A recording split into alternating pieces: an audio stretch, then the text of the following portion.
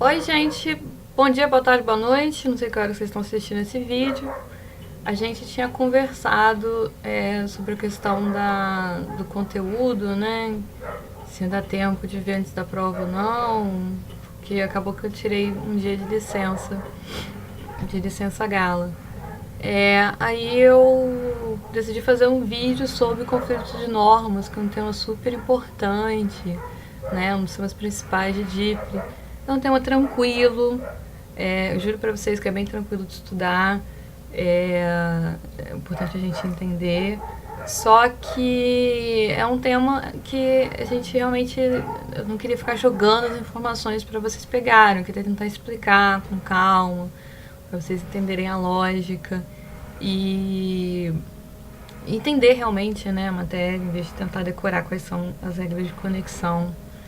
E tinha uma matéria que eu tinha deixado, né, no nosso cronograma para ser só no AVA, porque é uma matéria bem autoexplicativa, está tudo na legislação, que é essa parte de documentação de viagem, né, a parte de entrada. A gente sabe que condição. E aí eu pensei melhor e eu achei melhor, já que eu ia fazer um vídeo, fazer dois, né?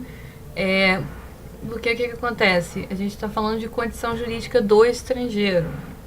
E aí, condição jurídica do estrangeiro inclui entrada, permanência e saída. Então a gente normalmente tem uma aula sobre entrada, né, e permanência, que é a documentação necessária para poder entrar, que é o justo título, né? Quais são os tipos de visto, quais são os tipos de passaporte. E depois a gente tem uma aula sobre a saída compulsória do estrangeiro, ou a gente aglutina isso, tenta aglutinar dentro de uma aula só. A questão é que eu fiquei meio preocupada, assim, porque a gente tinha, né, o Estatuto do Estrangeiro, que era uma legislação que foi elaborada com paradigma diferente, no contexto da ditadura militar, que era muito protecionista, muito estatal, que envolvia muita soberania do Estado. E depois a gente teve a gente teve a e agora a gente teve esse ano, né, a Lei 13.445, que é a nova lei de imigração, que tem um paradigma completamente diferente, né, que está muito mais alicerçado numa ideia de direitos humanos e que promoveu grandes mudanças, né, na legislação em si.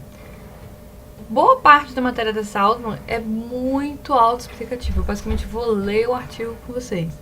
Mas eu achei melhor, mesmo assim, já que a gente pode gravar pra gente poder. Pra eu poder sempre poder fazer uma observação ou outra de uma coisa que mudou ou outra. A lei, ela mudou algumas coisas elas já estavam mais sedimentadas pela jurisprudência de forma diferente, e algumas coisas a gente já tinha, né? Algumas coisas ela inovou bastante, assim. Então eu vou tentar falar para vocês o que mudou, o que não mudou, só para deixar ter um panorama geral. O que eu recomendo vocês usarem para estudar é a própria lei 13.445, justamente porque vocês não vão achar nenhum livro atualizado com esse tema por enquanto. Algumas coisas nem eu sei como vão ficar, né? Mas aí eu vou tentar explicar isso para vocês, porque a gente ainda só vai saber quando começar a ter judicialização sobre a questão. A gente não tem ainda doutrina sobre a 13.445 que seja realmente uma doutrina confiável, né? A gente tem, às vezes, pessoas comuns que tem artigos, mas que você vê a fonte não são fontes confiáveis. Então, basicamente, a gente vai fazer uma aula muito rápida sobre a condição jurídica do estrangeiro, ok? Que é basicamente, quando a gente fala de condição jurídica do estrangeiro, é o tratamento que o Estado dá para o estrangeiro que está no seu território. Leis? Tá fazendo merda, né? Ah, tá. Desculpa. Achei que era o cachorro. Então tá. Condição jurídica do estrangeiro, que é o tratamento que a forma como o Estado, né, brasileiro trata o estrangeiro que está no seu território, seja ele imigrante, seja ele ou não. Como eu falei, a gente vai fazer esse estudo nessas 3 partes, né? A gente vai hoje ver a parte mais de entrada e permanência, e existe uma parte específica que é a parte de saída compulsória do estrangeiro. São situações em que o Estado brasileiro pode retirar compulsoriamente o estrangeiro do território, né? Vamos por partes.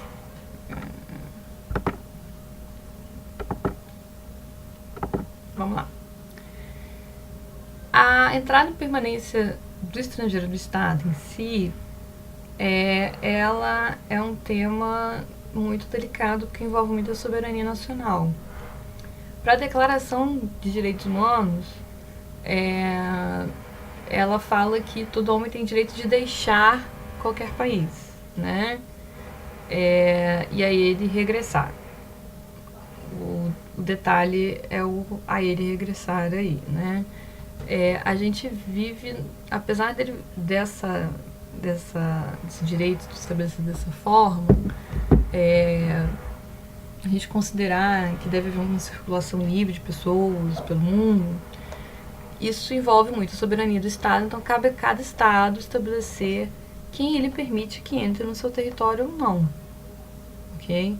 Então, por mais que exista um direito humano de você poder sair do país que você tiver, independente de ser o seu ou não, a regra é que cada país vai estabelecer as suas normas de quando alguém pode entrar no seu território, quanto tempo pode ficar, e o que ele pode fazer, né?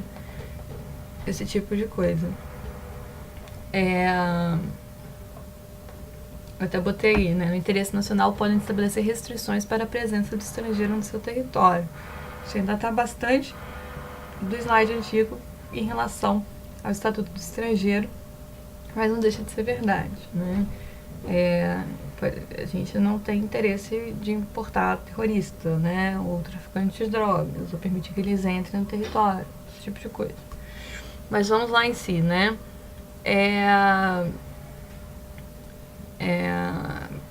A gente vai ver que também é considerado um direito humano você poder entrar e sair do seu país de nacionalidade, ok?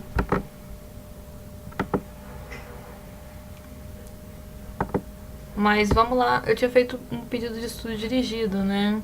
Adalberto, brasileiro, decidiu viajar para Disney e após anos de economia comprou um pacote de viagem. Sabendo que Alberto possui passaporte brasileiro dentro do prazo de validade, que ele conseguiu visto nos Estados Unidos, analisa a possibilidade dele ter sua entrada em tal país negado. Estudo dirigido eu já falei várias vezes que eles servem para vocês estudarem pontos principais dentro da matéria, que é muito importante vocês fazerem antes da aula, né? Normalmente eu peço para vocês tentarem resolver uma questão ou duas, uma coisa que vai tomar 15 minutos do seu tempo. Porém, quando você for ter a aula vai fazer muito mais sentido e você vai reter muito mais, né, informações do que se você só tivesse ouvido a aula, né? A gente, como professor, a gente está aqui para facilitar a absorção do conhecimento, não para simplesmente falar. Mas vamos lá. A partir do momento que você conseguiu visto para entrar no país, então você tem direito a entrar naquele país, né? Dalberto fez reserva, tem passaporte dentro do prazo, está com a documentação em dia, ele tem toda a documentação necessária para entrar nos Estados Unidos.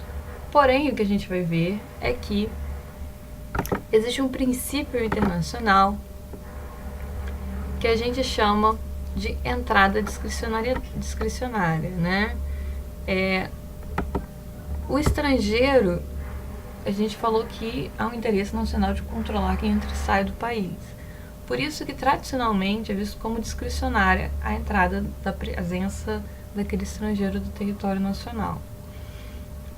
Você pode preencher todos os requisitos, ter toda a documentação e ainda assim sua entrada ser negada. Então, ainda que você, né, tenha a documentação em dia, seu passaporte está em dia, você conseguiu o visto dos Estados Unidos, você reservou o hotel, você fez tudo certinho, mas você pode chegar lá no aeroporto e ser barrado e ter que voltar para o Brasil. Isso é o princípio da admissão discricionária, porque a gente considera que o visto em si, né, é uma mera expectativa de ingresso. Você pode ser que na hora que você vai analisar, né, há uma irregularidade ou por alguma motivação para que você não aceite aquele estrangeiro dentro do território nacional. Aqui eu faço uma observação, né?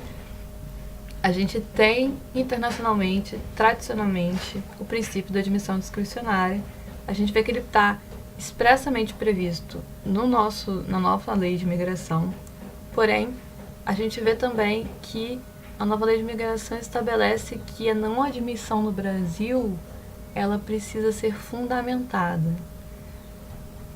E aí surge essa discussão se permanece havendo essa discricionariedade ou não, que é algo que vai ser verificado no dia a dia, né, da atuação da Polícia Federal, de admitir ou não estrangeiro, e na jurisprudência em si. A tendência, em geral, é a gente permanecer com a ideia da admissão discricionária, porque por mais que existam causas específicas previstas para a inadmissão do estrangeiro, ou seja, ele não poder entrar no Brasil, a circulação de pessoas envolve, sim, questão de segurança nacional. Então, você pode verificar que você tem e é muito comum, né, na prática, devo dizer, as pessoas utilizarem o Brasil de ponte, né?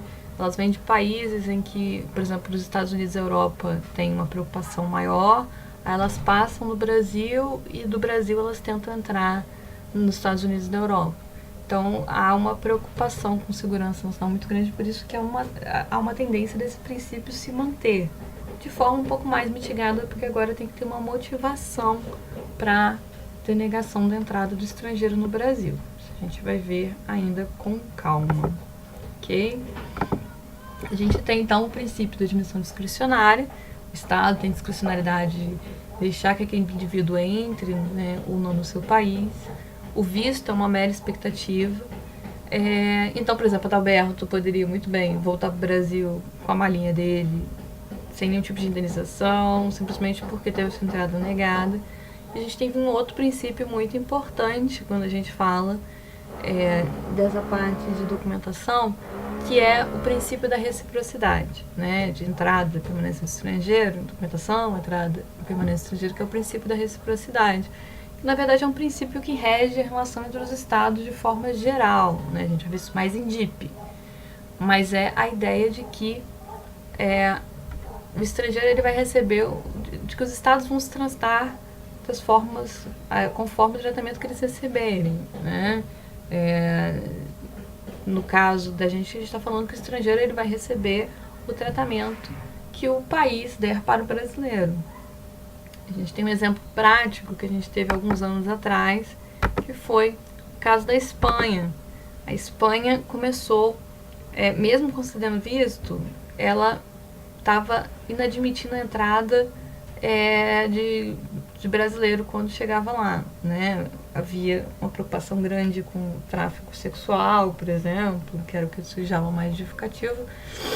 Mas o brasileiro ia para a Espanha e quando chegava lá, ele normalmente tinha sua entrada inadmitida e tinha que voltar. A reportagem que eu botei para vocês fala que a Espanha negou a entrada de 8 brasileiros por dia. E vocês veem a data, né? São de 2008, ok? Aí o Brasil ele adotou justamente esse princípio da reciprocidade, né? E usando também o princípio da admissão discricionária. O Brasil ele começou a inadmitir os turistas que vinham da Espanha para o Brasil, né? Mas isso demorou muito tempo, foram tipo 4 anos. Mas eu queria só destacar a data para vocês ali, 2/4/2012. Aí o Brasil foi e começou a denegar a entrada no Brasil. Até porque a gente sabe que havia todo o interesse também de receber o turista por causa da receita, né, que é gerada com o turismo em si. E aí, pouco tempo depois, olha, cadê a data? Ali, 2/5, né? Um mês depois, menos de um mês depois. Vamos lá. 2/4, um mês depois, a Espanha, ela passa a também, em razão, como efeito dessa reciprocidade, a flexibilizar, a não inadmitir de forma maciça os brasileiros como ela estava fazendo antes. A gente começou a barrar os espanhóis aqui como resposta à inadmissão dos brasileiros lá, e aí eles responderam, passando a inadmitir, passando a aceitar, né, facilitando as regras de entrada dos brasileiros lá. Então, ok? Essa parte ela é bem autoexplicativa, tá tudo na lei bonitinho, então vamos lá. A gente tem o que a gente chama de títulos de ingresso. Para você entrar num país, você precisa de pelo menos 2 documentos. O documento de viagem, que normalmente é expedido pelo seu país, pelo seu estado de origem, né? Vou ter o exemplo mais clássico, é o passaporte. Quem é que emite passaporte para o brasileiro, né? Você quer viajar, quem vai emitir passaporte para você é o Brasil. Você vai na Polícia Federal, paga uma taxa e eles emitem passaporte para você. E existem um outro documento, não se esqueçam que isso é um documento, que é o visto. Aquela assinaturazinha que é dada no nosso coisa, um carimbozinho com assinatura, que é justamente a autorização de entrada. Então a gente tem uma documentação expedida pelo estado de origem da gente, que é o passaporte, que contém os nossos dados, e o estado que a gente se dirige, eles pedem uma autorização de entrada, né, o estado de destino, uma autorização de entrada que é o visto.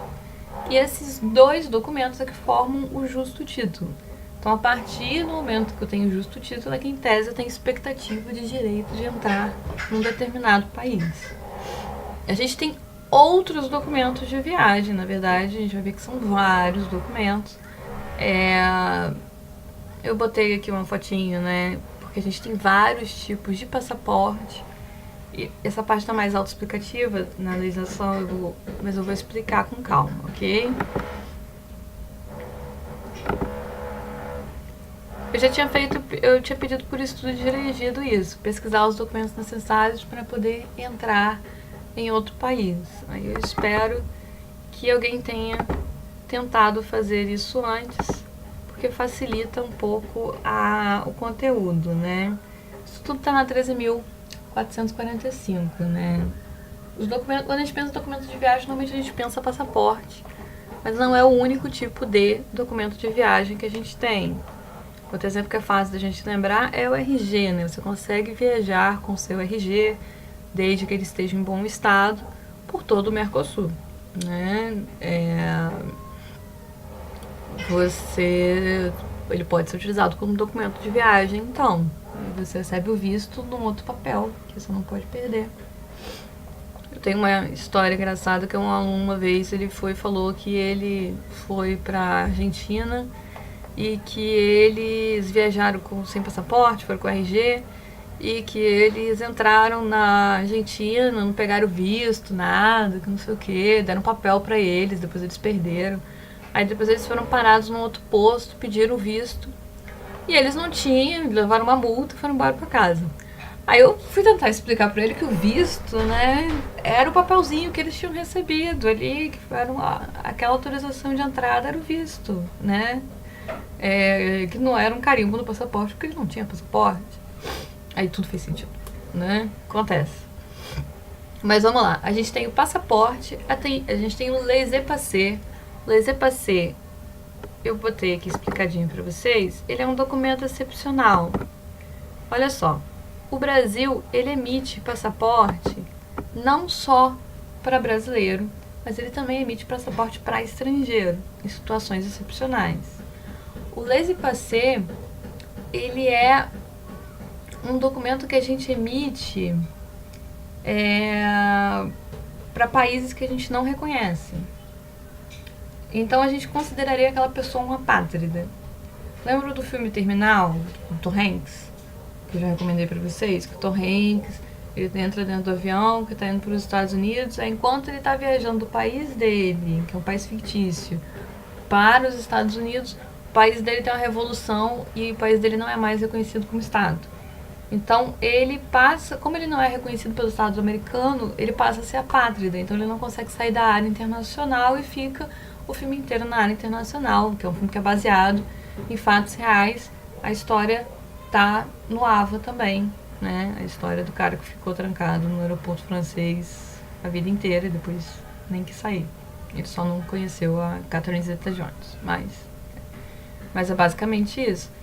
A gente emite, então, a gente pode emitir passaporte, por exemplo, para apátrida. A gente vai ver isso, né?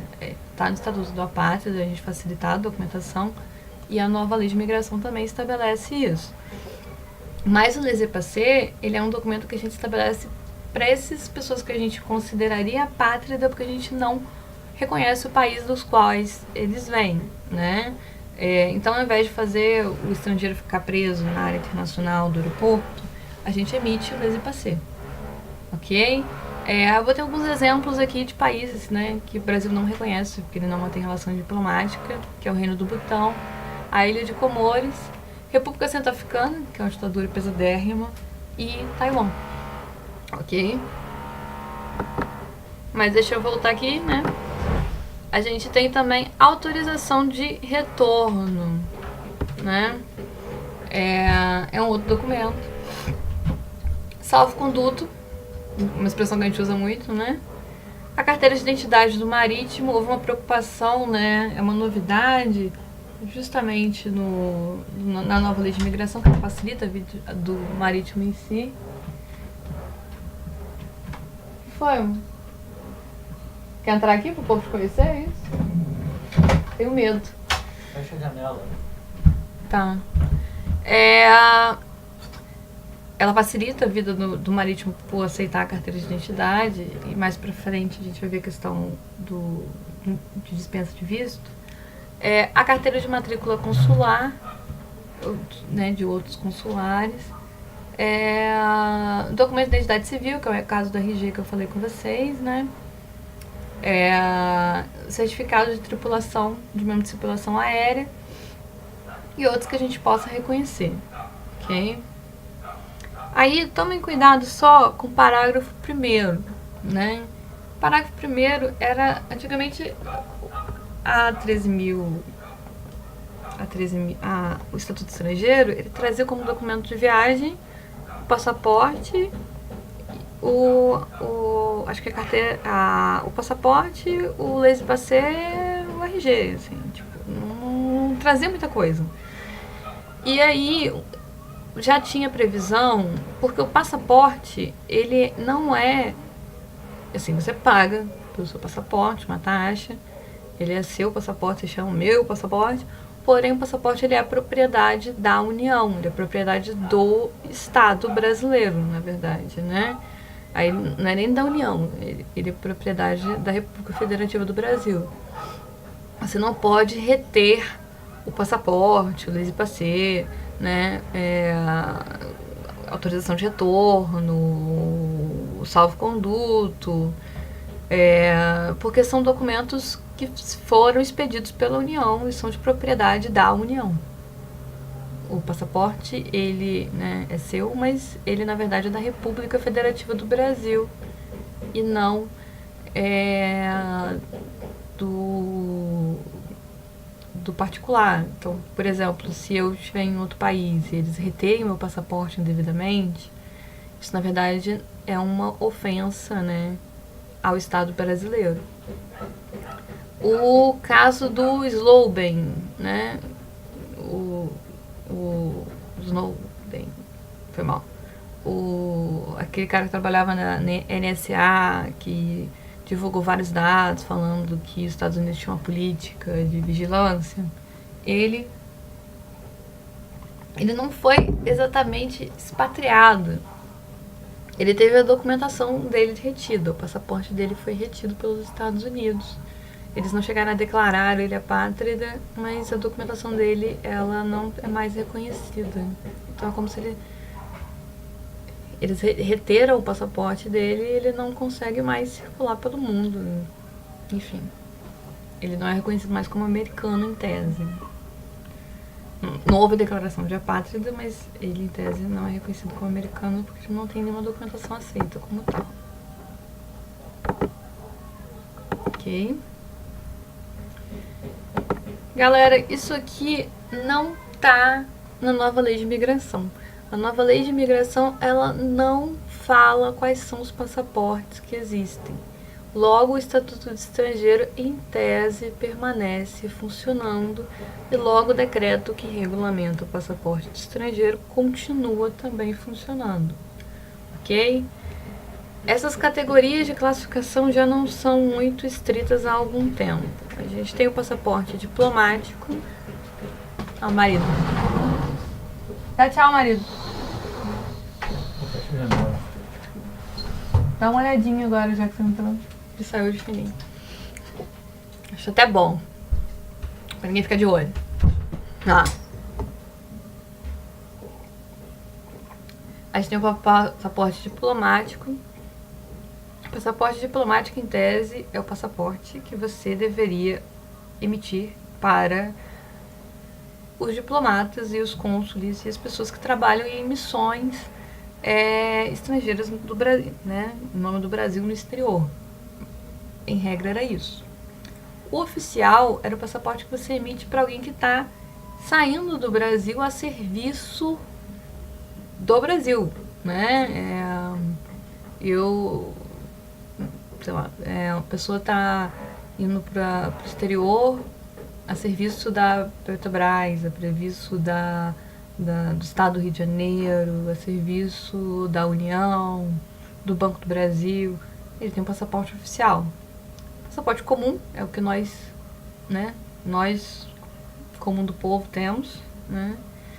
Existe a possibilidade do passaporte estrangeiro e existe o passaporte que a gente chama de emergência, né? O passaporte de emergência nada mais, nada menos é o seguinte. Em tese, o passaporte de emergência, eles seriam para situações excepcionais eu tenho uma situação de saúde, em tese, havia há pouco tempo atrás uma limitação, seriam situações em que eu preciso sair do Brasil mais rápido, eu preciso que o meu passaporte seja emitido em dias, né? Eu tô morrendo e preciso de um tratamento, um remédio no Texas, um exemplo. Mas, com o tempo, o passaporte de emergência passou a ser um passaporte que você paga uma taxa adicional e ele é emitido mais rápido. Né? Se vocês entrarem no site, teve há pouco tempo a Casa da Moeda estava tendo problema na emissão de passaporte. E aí, era só você pagar mais R$75, alguma coisa assim, e você tinha o passaporte de emergência, que era expedido em dias.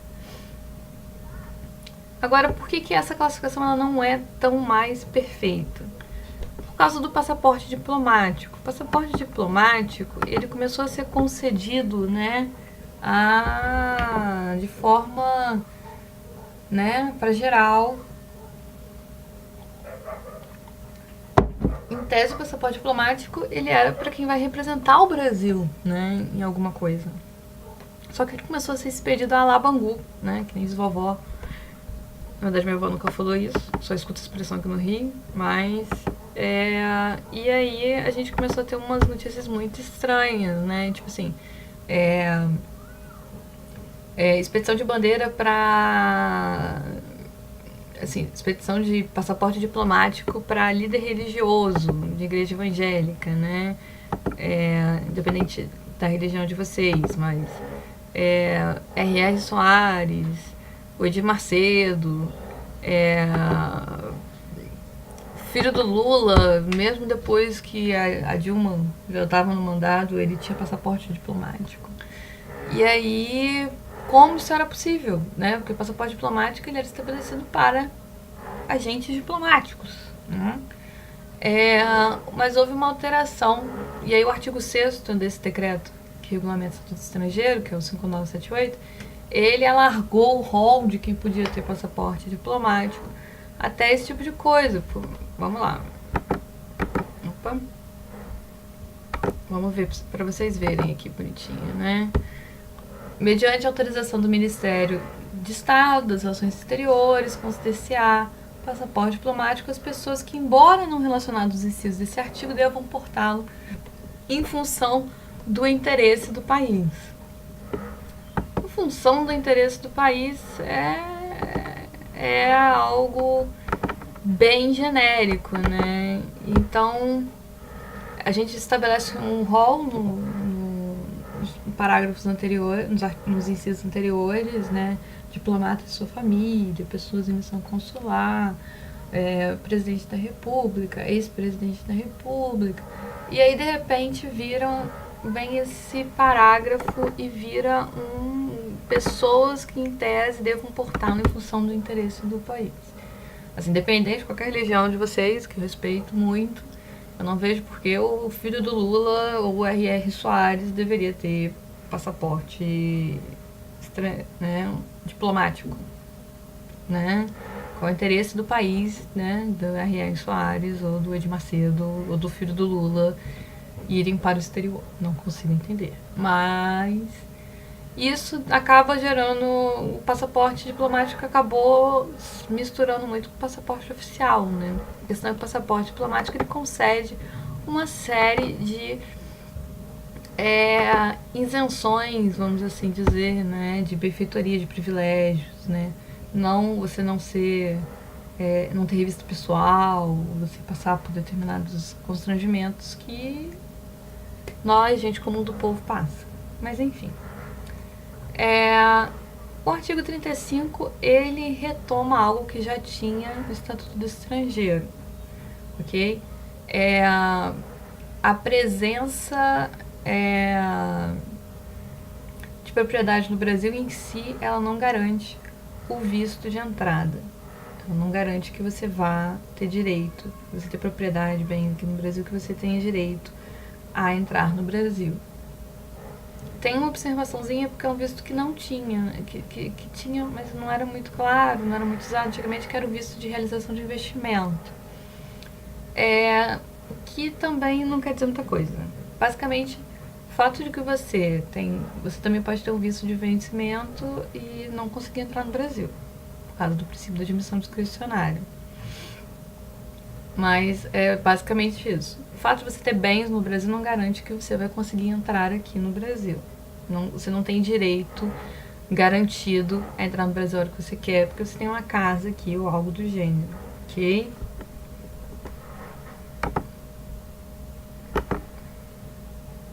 Ok. Visto a gente já falou um pouquinho, né? É o documento que vai ser emitido pelo estado que a gente quer ir, né? Que a gente vai se dirigir e que não gera direito, mas uma expectativa de direito de admissão no território. O visto, tradicionalmente, é um ato discricionário, isso a gente ainda vai ter que discutir. A concessão do visto, em tese, agora precisa ser fundamentada, né? Mas o visto, em tese, é um ato discricionário do Estado, ele pode conceder ou não. Você pode cumprir os requisitos ou não, ele pode entender que, na verdade, você não está indo com visto de turista, na verdade você está querendo emigrar ou algo do gênero. O visto, o prazo, né? A Estatuto Estrangeiro estabelecia o prazo de durações do visto. A princípio isso vai ficar para regulamentação por decreto. A 13.445 ela não traz os prazos dos vistos em si, né? A gente pode ter prazos, antigamente a gente tinha prazos determinados, agora a gente vai ter que ver como fica. A gente tinha prazo determinado antigamente por causa do visto, o visto permanente, que não existe mais, ok? E ele vai ser concedido conforme a atividade. Se você quer vir para o Brasil a trabalho, né, vai ser diferente de um visto para estudante. Os vistos eles vão variar conforme a atividade. Eu preciso de um visto de trânsito, ok? Então tá. Aí eu falei com vocês que o visto normalmente ele é enxergado, né, como um ato discricionário do Estado.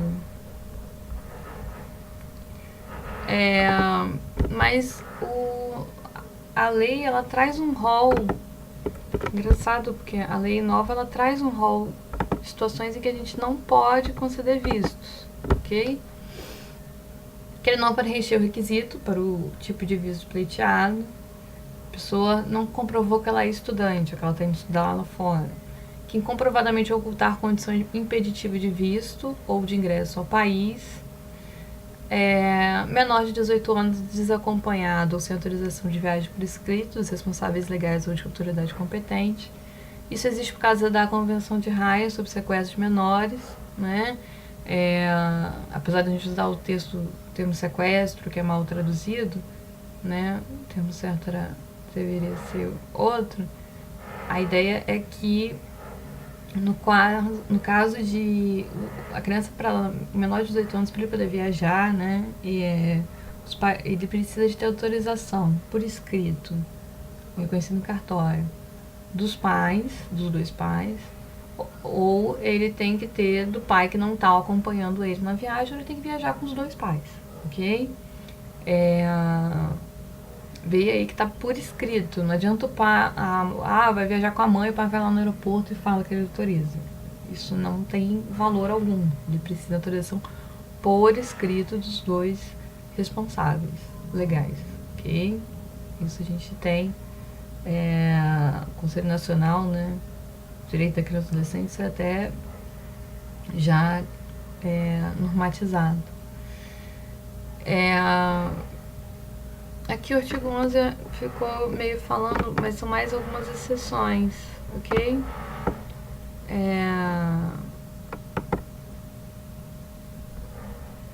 Olha só, são os casos de impedimento de ingresso. Desculpa.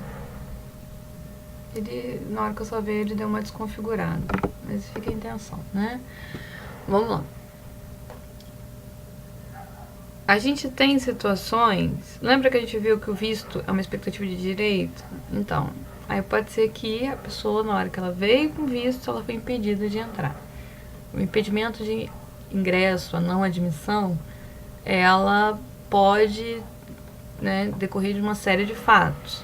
Então, em tese, a lei teve uma preocupação de estabelecer situações em que eu não posso conceder visto e situações em que eu não posso impedir, que eu não posso permitir o ingresso do estrangeiro. Então, aparentemente, é um rol fechado. Só que eu tento afastar um pouco a discricionariedade do Estado.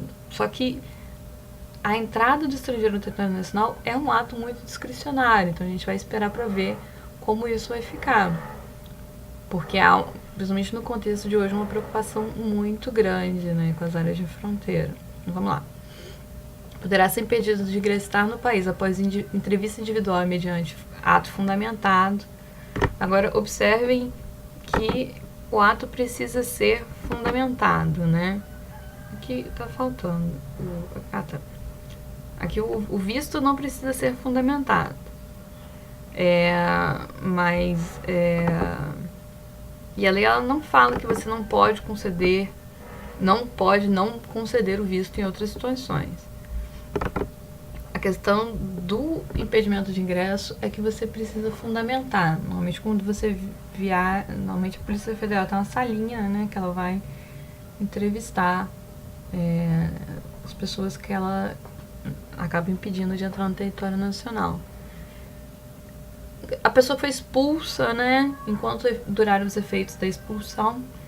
Antigamente, a expulsão era uma forma de saída compulsória do estrangeiro, quando a pessoa cometia um ato nocivo ao interesse nacional, cometia um ato grave, e aí ela não podia voltar para o Brasil, porque eu retirei ela do Brasil e ela fez algo que ofendeu muito o Estado Nacional. Agora a gente estabelece um prazo de duração para essa expulsão. Então, essa expulsão não é mais definitiva, perpétua, ela dura um tempo. Seria como se antes era como se fosse uma pena, né, de certa forma. Você limitava o ingresso da pessoa. Mas enquanto a pessoa está expulsa, está durando a expulsão, ela não pode retornar ao Brasil. Existe no Código Penal crime, né? Retorno de expulso, que então vai permanecer para essa categoria da pessoa que enquanto vigorar o efeito da expulsão, se ela voltar, ela está cometendo um crime específico, ok? Condenado ou respondendo por processo por ato de terrorismo ou por crime de genocídio, crime contra a humanidade, crime de guerra, crime de agressão, nos termos definidos pelo Estatuto de Roma do Tribunal Penal Internacional de 1998, né, do TPI. Antes eu brincava com os alunos que era um pouco da desídia funcional, né? A gente não dá visto para menor de 18 anos desacompanhado dos pais. O que não faz muito sentido, na verdade você impede o ingresso, né? Porque ele pode ir acompanhado dos pais, pedir autorização, né? E acompanhado dos pais pedir o visto e depois não ter autorização para entrar no país. Mas vamos dizer que a criança vem sem visto. Aí a gente vai ter que ter todo aquele trabalho, por causa da Convenção de Haia, devolver a criança para outro país, né? E o brasileiro não gosta de trabalho, a gente, é da essência humana, a gente não quer ter trabalho, né? Eu falava que estava um pouco na desídia funcional. O inciso segundo também está dentro da desídia funcional, né?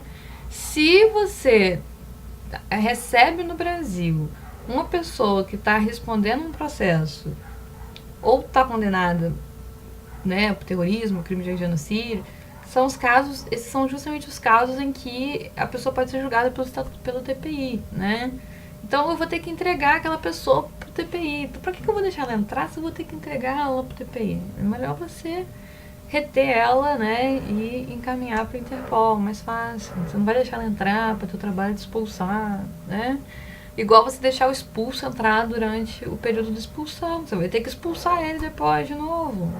Vai ter que processar, né? Então, vamos evitar, né, o flagelo do trabalho e faz muito sentido, né? O inciso terceiro está muito ligado à extradição. Vamos lá. Condenado ou respondendo a processo em outro país por crime doloso passível de extradição segundo a lei brasileira.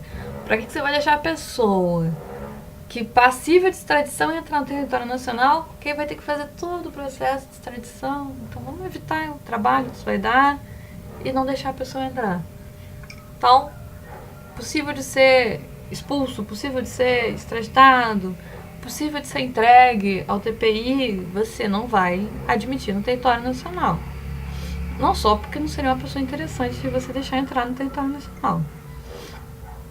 Que tem o nome incluído em lista de restrições por ordem judicial ou por compromisso assumido pelo Brasil perante o organismo internacional. E que apresente documento de viagem que não seja válido para o Brasil. Lembra que a gente falou do laissez-passer? Estados em que o Brasil não reconhece como estados, né? Então aí, dependendo das circunstâncias, a pessoa às vezes pode entrar até como refugiado, se for essa situação, se ela alegrar que ela está sendo perseguida, né? Ou ela pode ter um laissez-passer, dependendo também do caso concreto. Ou esteja com prazo de validade vencido, né? Deixa eu passar aqui. Ou esteja com rasura. Ou esteja com rasura ou indício de falsificação. Tá. E que não apresente documento de viagem ou documento de identidade. Se a pessoa não tiver o documento de viagem, realmente não tem como ela, sinto muito, viajar. Eu botei o negócio do visto aqui de novo, né? Tá repetido. Depois eu vou tirar. Espécies de vistos que a gente tem, né? Tá vendo? O visto é esse carimbinho aqui. Às vezes tem uma assinatura por cima. Que tem a data que você entrou, o nome do país. Esse carimbo em si é o documento. Ok? O visto, ele pode ser de várias categorias, né? A gente tem o visto de visita, visto para turista, por exemplo. A gente tem um visto temporário, pode ser um visto de negócio, pode ser um visto de estudante. É um visto que a pessoa, ela não tem intenção, ela tem intenção de ficar um tempo né, determinado no Brasil, mas que ela não tem intenção de morar aqui. O visto diplomático, que a gente concede, né, para o agente diplomático vindo de outro país, pessoa com visto, com passaporte diplomático vindo de outro país, ou para os seus familiares, né, o cônjuge, o filho. Normalmente a gente exige que o filho, antigamente exigia que o filho seja, né, fosse menor de idade. O oficial, que é quando a pessoa está a serviço do seu país no Brasil, e o visto de cortesia, que é um visto que a gente utilizava para situações excepcionais, né? É um visto que eu uso quando eu não tenho... seria para tampar buraco mesmo, ok? Vamos lá. Gente, não sei por que tá faltando... Eu fiz alguma coisa errada que tá faltando o negocinho. Ver se melhorou. Tá. Vamos lá. O visto de visita poderá ser concedido ao visitante que vem ao Brasil para estado de curta duração, sem intenção de estabelecer residência nos seguintes casos. Então, o visita é só para visita, é pouco tempo, curta duração. O temporário é que você quer ficar por algum motivo por um tempo determinado aqui. Você está vindo para estudar, não é? O estudante é um exemplo clássico. Você vai estudar quanto tempo? Ah, vou fazer mestrado, são 2 anos. Você vai morar aqui, de certa forma. Que é o clássico. O visto de turista. O visto de negócios, que seria se eu tivesse vindo para o Brasil, não para trabalhar no Brasil, mas para resolver alguma coisa de negócio. Eu vim aqui negociar a compra de alguma coisa para minha empresa. Isso é um visto de negócio. O visto de trânsito. O visto de trânsito está explicadinho também numa outra coisa. O visto de trânsito é quando, para poder chegar ao meu destino, eu preciso passar pelo Brasil. Eu tô fazendo um cruzeiro maravilhoso, saí da Europa, aí passei, e aí eu vou parar no Brasil e depois eu vou continuar a viagem para Argentina e vou ficar 2 dias no Brasil. Aí você pega um visto de trânsito. O visto de trânsito é aquela situação em que você precisa passar pelo território nacional, né? Antigamente ele durava 10 dias, e eu preciso ter também mas eu saio da área internacional, né? Se você estiver fazendo uma conexão, você nem sai da área internacional do aeroporto, você não precisa pegar um visto de trânsito, você sai de um avião e entra no outro. A questão é quando você precisa parar, né? Normalmente esses cruzeiros você desce um dia ou outro para conhecer a cidade, e sim, você vai ter que ter um visto de trânsito, ok? Você está entrando no território nacional. Atividades artísticas ou desportivas, né? Você na verdade, jogador de futebol profissional e vai para o Brasil competir, né? Aí o seu visto é um visto de visita. A não ser que você venha trabalhar como jogador de futebol, você for contratado pelo Flamengo, né, para defender o Mengão, aí você vai receber um visto de trabalho, ok? Que a gente vai ver que é o temporário, ok? Quando você é contratado por uma pessoa jurídica, aí você consegue o visto de trabalho. Olha só. Quem tem o visto de visita, a pessoa veio para visitar e ficar pouco tempo no Brasil, então ela não pode exercer atividade remunerada. Ela pode ser paga, obviamente, se você vem aqui a negócios, o seu chefe está te pagando. Se você vem aqui competir, o seu patrocinador está te pagando. Mas você não exerce atividade remunerada para uma empresa brasileira, ok? O seu clube, né, está te pagando. A explicação do visto de trânsito, né, tá aqui bonitinho para vocês, que eu já falei, quando você precisa passar pelo Brasil para chegar em algum lugar. O exemplo clássico do cruzeiro. A gente tem também o visto temporário. Pequenininha a letra desse, porque é muita coisa. Vamos lá. Ó. O visto temporário pode ser concedido a um imigrante que venha ao Brasil com o intuito de estabelecer residência por tempo determinado e que se enquadre em pelo menos uma das seguintes hipóteses. Então, o visto de visita é por pouco tempo, né? É o exemplo clássico do turista, da pessoa que vem numa missão de negócio, ou na pessoa que vem só para fazer uma competição esportiva ou algo do gênero. O temporário, é por um tempo determinado. Visto temporário com finalidade pesquisa, ensino e extensão acadêmica. Eu posso ter um acordo de cooperação, como a gente tem, por exemplo, a UF tem um acordo de cooperação com a Faculdade de Montpellier, e volta e meia acontece de um professor de Montpellier vir para a UF ficar uns meses dando palestra, ou um professor da UF ir para Montpellier fazer uns cursos e assistir palestra. É uma forma de um intercâmbio acadêmico, né? Fazer pesquisa, esse tipo de coisa. Normalmente o pessoal já, né, pós-doutor que vai fazer essas coisas. Tratamento de saúde. A gente tem, né, um visto específico para tratamento de saúde. A pessoa pode vir para o Brasil para se tratar. É um exemplo do que eu falei com vocês, que o direito, o 13.445, ela tende a ser mais ligada aos direitos humanos em si. A acolhida humanitária, que eu até botei para vocês, olha só. O visto de acolhida humanitária também se encontra nessa situação que eu falei da questão dos direitos humanos. Ele é justamente concedido para o apátrida, né? Ou situações em que você entende que possa haver algum risco aos direitos humanos dele. Às vezes ele pode não ter solicitado o refúgio, né? Ou um asilo político, mas é possível você conceder.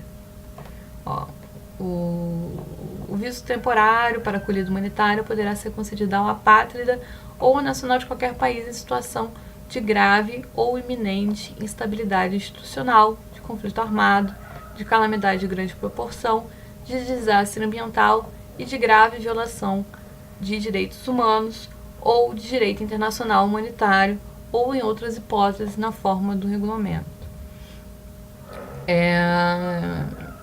Ok? Então pode ser que, em vez da pessoa pedir o refúgio, né, ela peça simplesmente o visto de acolhida humanitária.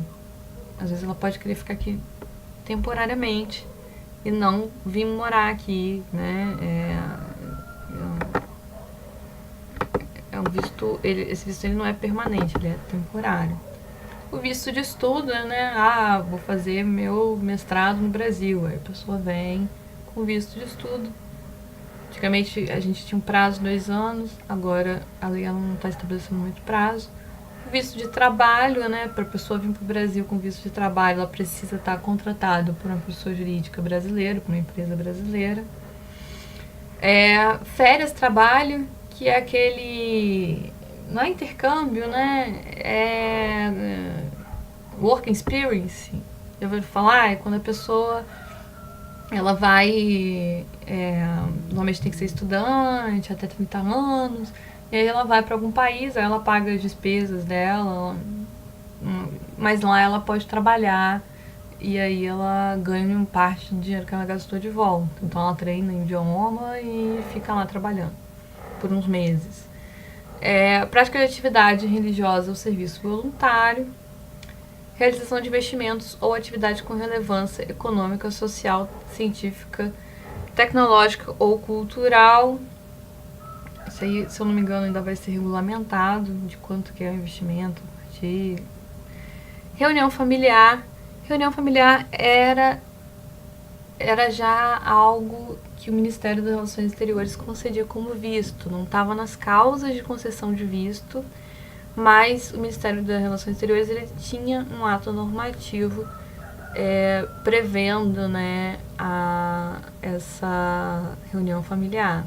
É a situação em que o estrangeiro tem casado ou tem um filho ou irmão, ou parente até segundo grau, que resida no Brasil, né, ou que seja brasileiro, e aí ele resida no Brasil, e aí ele pede esse visto justamente para poder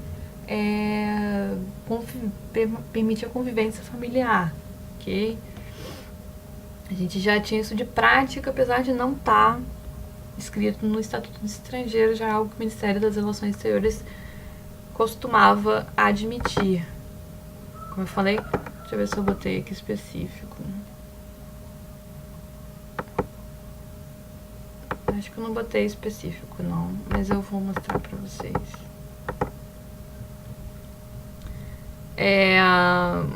O trabalho eu já falei, depois a gente vai ver que ele tá específico falando que ele tem que ser, que a pessoa tem que vir com uma proposta de trabalho já tendo sido contratado por uma pessoa jurídica brasileira, né?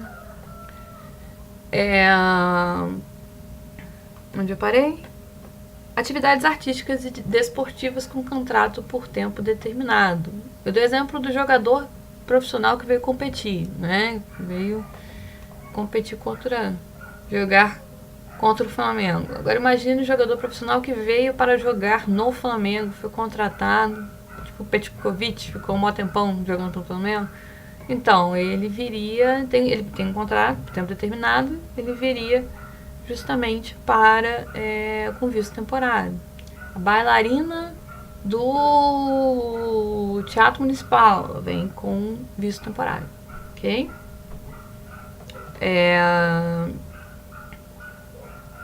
O imigrante é beneficiário de tratado de matéria de vistos, né? O Brasil, acreditem ou não, é um dos países cujo passaporte brasileiro vale mais, justamente porque o Brasil ele tem um passaporte, ele tem muitos tratados de isenção de visto com vários países para fins de turismo e muito excepcionalmente para fins temporários. Então a gente dispensa tratados em algumas coisas. Um exemplo de visto temporário que a gente dispensa, por exemplo, é o visto do jornalista, né? O visto do jornalista a gente tem uma série de tratados que dispensa, que facilita o visto temporário para jornalista em missão de trabalho.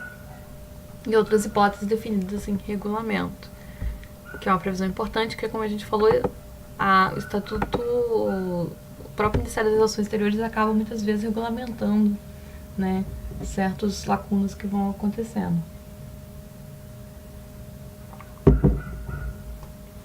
Tá, isso aqui a gente já falou, né? O visto de trabalho, a pessoa ela tem que comprovar a oferta, né? Ok. Isso aqui eu já expliquei, né? O diplomático é para as autoridades, o diplomático e os funcionários estrangeiros, o oficial, né, que viajam para fazer uma missão oficial de caráter transitório ou permanente, representando Estado estrangeiro ou organismo internacional reconhecido, né? Antigamente a lei falava só em Estado estrangeiro, hoje a gente também já reconhece o organismo internacional como um sujeito de direito internacional. Então, se a pessoa vem para cá como, né, representante da ONU, ele vem com um passaporte diplomático e ele recebe o visto diplomático e todos os privilégios que esse visto permite, né? Os vistos diplomático e oficial poderão ser estendidos a dependentes das autoridades referidas no caput. A gente vai ver melhor o porquê desses privilégios mais na parte de DIP, né? Justamente para a pessoa poder exercer a função dela sem nenhum medo de represária, né? Imagina que o cara é diplomata no Brasil e aí eu acuso ele de um crime que ele não cometeu para ele não fazer uma denúncia, ou acuso a mulher dele. Então, as pessoas normalmente têm o visto diferenciado, uma série de privilégios, isenção de jurisdição, justamente para poder exercer a função delas sem nenhum tipo de coação. Isso aqui é só para a gente contextualizar, né? A gente falou da questão do visto diplomático. O Japão, ele concedeu o visto diplomático para o cônsul dos Estados Unidos, que é casado com um brasileiro. E na época, essa notícia é de 2012, essa notícia foi muito bacana porque o Japão, mesmo antes de reconhecer o casamento gay, ele concedeu o visto diplomático pro companheiro, né, do cônsul dos Estados Unidos. O Brasil também, ele concede visto diplomático pro homoafetivo, né, desde que haja reciprocidade, desde 2010. Só um exemplo bacana pra gente contextualizar. visto de cortesia eu tinha conversado com vocês, ele serve para casos omissos. E eu dei um exemplo para vocês, que é a história do Jeremias Funjani, que é Moçambique, não é? Ele era um moçambicano que ele faz parte de uma rede de justiça ambiental, né? Justiça ambiental é uma corrente no direito ambiental, mais crítica, né? E aí ele já tinha um histórico de fazer uma série de denúncia contra empresas e contra o Estado de Moçambique em relação a violações de direitos humanos e violações ambientais graves. E aí ele não conseguia, o Estado de Moçambique não emitia passaporte para ele, o passaporte dele estava vencido e ele não conseguia a documentação para poder entrar no Brasil. E aí, mesmo com o passaporte, aí para não gerar uma relação, isso foi na época do Rio Mais 20, ele vinha justamente para expor, né, essas situações, para não gerar todo um constrangimento internacional e para solucionar o problema. E já que a gente estava justamente no contexto do Rio Mais 20, a gente concedeu, o Brasil concedeu para ele o visto de cortesia para ele poder participar, né, do Rio Mais 20. Ok, vistos, acabamos. A gente tinha no Estatuto do Estrangeiro o visto permanente, que era para a pessoa que queria vir morar no Brasil, mas não de forma temporária, mas de forma permanente, né?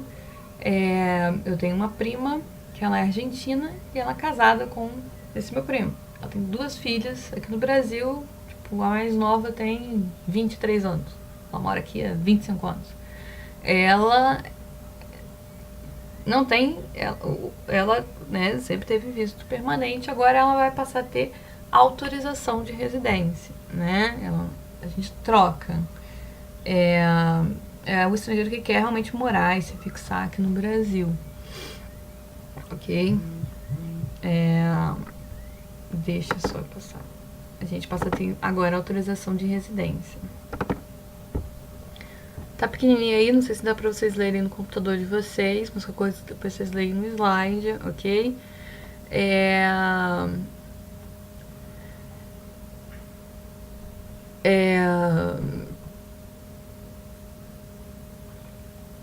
A residência poderá ser autorizada mediante registro ao imigrante, ao residente fronteiriço ou ao visitante que se enquadre em uma das seguintes situações. A residência tenha como finalidade pesquisa, ensino, extensão acadêmica, tratamento de saúde, acolhida humanitária, estudo, férias de trabalho, prática de atividade religiosa ou serviço voluntário, realização de investimentos de relevância econômica, social, científica, técnica, cultural, reunião familiar, e 2, a pessoa que seja beneficiada em tratado em matéria de residência e livre circulação, né? O Brasil tem um acordo com Portugal, por exemplo, e tem alguns acordos que facilitam a facilitação de visto de turista, não é livre circulação, a gente não chegou nessa fase ainda não. No Mercosul a gente pode visitar como turista, mas a gente não tem livre circulação. Seja detentora de oferta de trabalho, já tenha possuído nacionalidade brasileira e não desejo ou não reúna os requisitos para readquiri-la, e seja beneficiária de refúgio, de asilo ou de proteção apátrida. Seja menor de outro país ou apátrida desacompanhado ou abandonado que se encontre nas fronteiras brasileiras ou em território nacional, tenha sido vítima de tráfico de pessoas, de trabalho escravo ou violações de direito agravada por sua condição migratória, esteja em liberdade provisória em cumprimento de pena no Brasil e outras hipóteses previstas no regulamento. Depois vocês leiam com calma.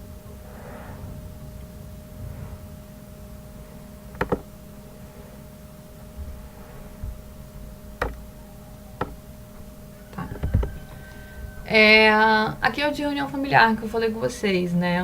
Vai ser concedido para imigrante, né, com cônjuge ou companheiro, sem discriminação nenhuma.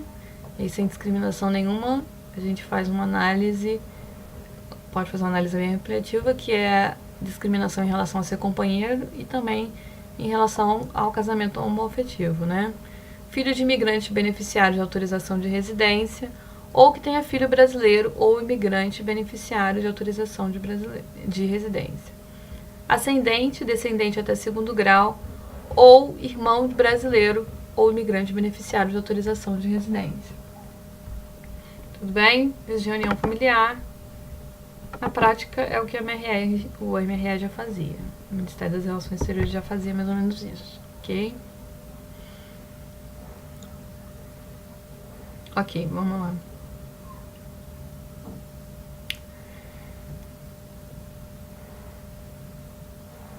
A gente tinha uma categoria, né, que era o inconveniente, o interesse nacional, né? O bom comportamento, não ter praticado crime. Em geral, são os requisitos que eram exigidos para você poder se naturalizar, os requisitos que a gente exigia para a pessoa poder entrar no Brasil, ou para a pessoa não ser expulsa e permanecer no Brasil. Mas ainda tem uma certa preocupação presente com isso no artigo 30, parágrafo 1º, né?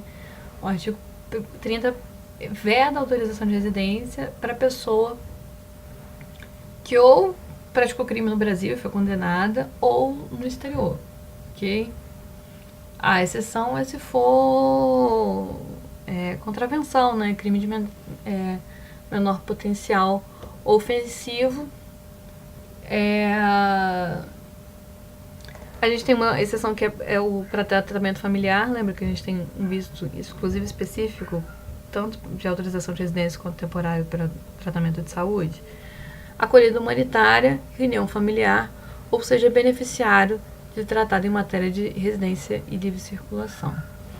Então, apesar da regra geral ser essa, a gente evitar, né, querer que alguém que cometeu algum crime venha ter autorização de viagem no Brasil, se ele cumpriu os outros tipos, se estiver dentro das outras hipóteses, né, de autorização de viagem, ele poderia entrar. Agora, a questão é até que ponto que isso é algo discricionário, né, ou não.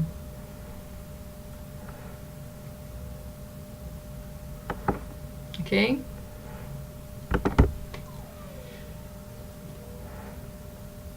Tá, existe uma questão que é interessante, às vezes cai, tipo assim, é possível que você possa converter um visto em outro, né? E aí o 36 é o único que fala nessa possibilidade de eu converter um visto de visita ou de cortesia em autorização de residência. Só pra gente seguir, né?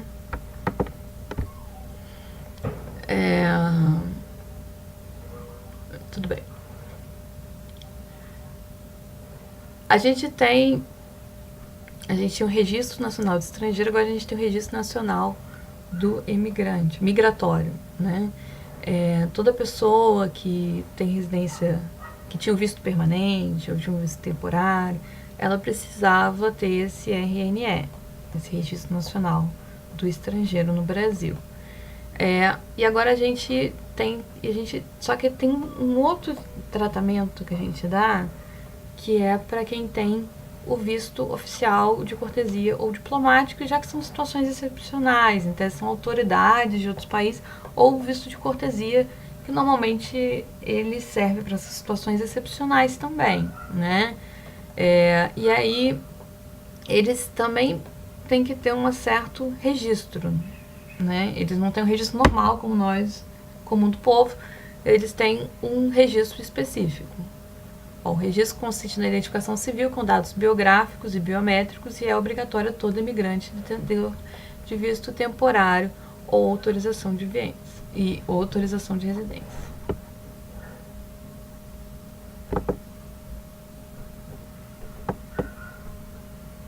A gente não existe visto de saída, né, do estrangeiro do Brasil. Não está mais previsto na lei, mas isso é um princípio de direito humano. Eu acredito que a regra permaneça. Quando a gente sai do país, a gente ganha um carimbinho, que é justamente para falar que você saiu né, daquele país, você não tem que ter autorização para sair do país, lembra? Que é o direito humano, toda pessoa sair do país que entrou. Então, a ideia é que você não precisa de visto de saída, você não precisa ser autorizado a sair do seu país. Porém, o que normalmente acontece é que antes de sair do país, tem uma checagem só para saber se você não cometeu um crime no interior daquele país, ou que você é um procurado internacional, ou algo do gênero. Existe alguma razão penal para você ser retido naquele país. Mas você não precisa de autorização do país, né, somente o seu, para você sair dele, salvo ser alguma questão penal, alguma condenação ou alguma acusação penal, ok? A gente já tinha a previsão do residente fronteiriço. A gente, na verdade, chamava antes, tinha outro nome. Era da pessoa que a gente nem chamava de residente fronteiriço, a gente chamava de pessoa que residia no município, né, que fizesse divisa com o Brasil, do município fronteiriço, não era nem residente, né? A ideia era que às vezes as fronteiras, essas regiões de fronteira são meio engraçadas, né? Às vezes você mora num lugar, trabalha no outro, tem uma circulação muito grande, né? Tá ali no Brasil, de repente vai lá no Paraguai, compra umas muamba e volta. Então, então a gente tem uma previsão, igual a gente tinha em específico antes, no Estatuto do Estrangeiro. Então, tá um pouco diferente. Antes, a previsão era o seguinte: o natural de município limítrofe, né, fronteiriço com o Brasil, ele podia ter um documento, uma autorização de entrada diferenciada, para ele não ter que ficar pegando visto todo dia. Porque às vezes a pessoa mora na fronteira, né, só que ela trabalhava ou estudava no Brasil. E aí essa pessoa, né, o morador de país, de município vizinho, estrangeiro, ele poderia entrar com essa autorização de viagem, ele teria direito de emitir uma carteira de trabalho, ele poderia ir na escola, frequentar a escola brasileira, tudo bem? A ideia era para que você todo dia não fizesse esse controle de dar visto e controle de dar visto, tirar visto, dar visto, tirar visto, de uma autorização de circulação. Agora, a parte do residente fronteiriço é igual, só que a gente tem só algumas coisas que ainda vão precisar ser regulamentadas. Vamos lá. Artigo 23. A fim de facilitar a sua circulação, poderá ser concedida ao residente fronteiriço, mediante requerimento, autorização para a realização de atos da vida civil. Parágrafo único. Condições específicas poderão ser estabelecidas em regulamento ou tratado. Artigo 24. A autorização referida no caput de artigo 23 indicará o município fronteiriço no qual o residente está autorizado a exercer os direitos a eles atribuídos por essa lei. Isso é uma limitação que a gente não tinha no Estatuto do Estrangeiro. Parágrafo 1º. O residente estrangeiro, o residente fronteiriço, detentor de autorização, gozará das garantias e direitos assegurados pelo regime geral de imigração dessa lei, conforme especificado em regulamento que ainda não existe, né? A gente vai ter algum decreto regulamentando como é que isso vai funcionar. O espaço geográfico de abrangência e de validade de autorização será especificado no documento do residente fronteiriço. Então, na verdade, você vai ter... é mais ou menos a mesma ideia. A gente até ampliou um pouco, né? A gente antes só permitiu que o residente fronteiriço entrasse no Brasil para estudar e trabalhar. A gente não especificou isso mais, a gente falou para exercer atos da vida civil no Brasil. Mas, por outro lado, a gente inovou, porque agora a documentação ela tem que ser específica. Eu tenho que falar em qual área que esse indivíduo pode circular ou não, ok? E quanto tempo dura aquela autorização.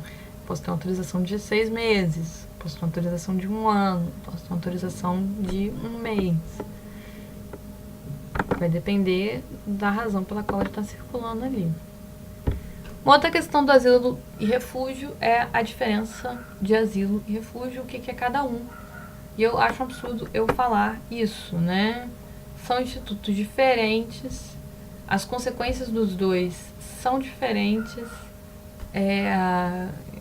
Tem vários textos no AVA, eu não vou entrar em muitos detalhes em si, né?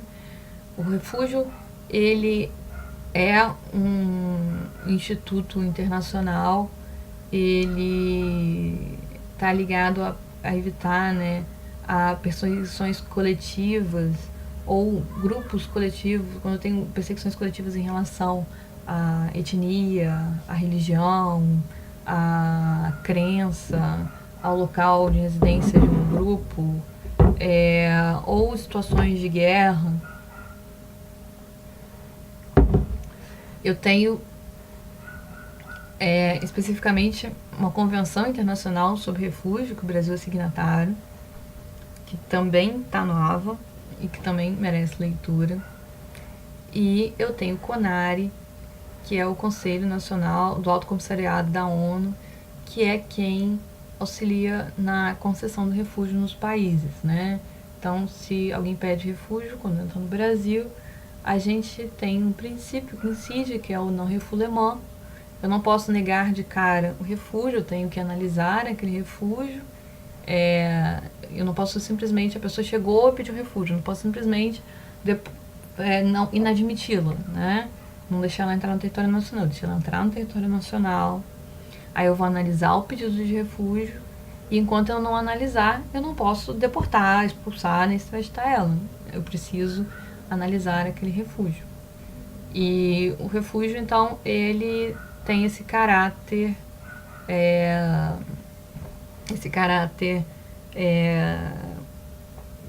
quem assessora o Brasil é o CONARE, né, o Alto Comissariado da ONU, que vai analisar se há um caso de refúgio ou não, né? E a gente tem um outro instituto, que é um instituto típico da América Latina, que é o asilo, né? O asilo, ele não tem exatamente um tratado regulando ele. Ele está previsto agora na nova lei de imigração. O asilo, ele tem um caráter político e um caráter individual, né? Normalmente os perseguidos políticos, principalmente durante as ditaduras da América Latina, eles pediam asilo em outros países, né? A gente sabe que pode ter, e aí pode ter o asilo consular ou territorial, mas isso eu vou deixar vocês estudarem, ok?